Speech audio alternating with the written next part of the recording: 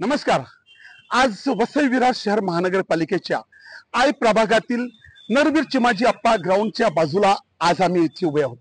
ह्या गटारावरती गेले कित्येक वर्षापासून हातगाड्या म्हणजे स्टॉल इथे लागत होते, परंतु वसई विरार शहर महानगरपालिकेच्या काही भागामध्ये गटारावरती असलेल्या उद्यानावरती ऍक्सिडेंट झाल्यामुळे म्हणजे अपघात झाल्यामुळे आणि तो गटार पडल्यामुळे कोणत्याही प्रकारचं जीवितहानी किंवा नुकसान झालं नाही, परंतु त्यानंतर महानगरपालिकेला कुठेतरी जाग आली आणि महानगरपालिकेला वाटलं की वसई गावातील हे गटारावरती असलेले स्टॉल, असंख्य स्टॉल आणि त्यावरती येणारे लोक, ह्या वजनामुळे हा गटार फुटू शकतो, तुटू शकतो आणि पुन्हा कोणता अपघात होऊ शकतो, ह्या भीतीने महानगरपालिकेच्या अतिक्रमण विभागाने त्यांना काढण्यात आले।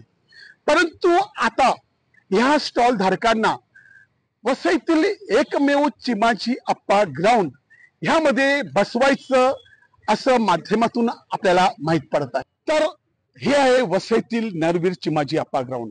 ह्या ग्राउंडवरती हजारो मुलं रोज सकाळी संध्याकाळी क्रिकेट खेळतात। आता जरी पावसाच्या सीझनमुळे ह्या ठिकाणी घास झालेलं असलं तरी आता डिसेंबर महिन्यापासून संपूर्ण दिवस मुलांचं खेळणं, मुलांना इथे क्रिकेट शिकणं, इतर गेम या ठिकाणी खेळले जातात।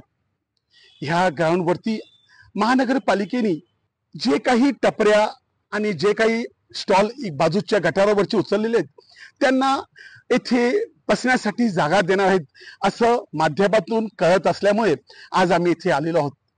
परंतु महानगरपालिकेने थोडं लक्ष देऊन काम केलं पाहिजे, कारण वसई तालुक्यामध्ये मुलांना खेळण्यासाठी हाताच्या बोटावर मोजण्या एवढेच गार्डन बाकी आहेत।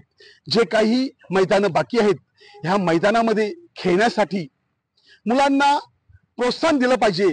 आजकाल मुलं मैदान नसल्यामुळे मोबाईल आणि गॅजेटमध्ये अडकलेले आहेत, अख्खा दिवस मोबाईलवरती गेम खेळत असतात।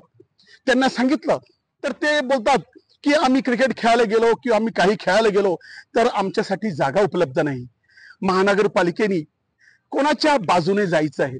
मुलांसाठी, मुलांचं भविष्य बघायचं आहे की जे हातगाड्या आणि स्टॉल आहेत त्यांच्यासाठी हे गार्डन द्यायचं आहे? हे महानगरपालिकेनेच विचार केला पाहिजे। वसई लाईव्ह न्यूज साठी दिलीप डाबरे, अब्दुल कलाम, नमस्कार।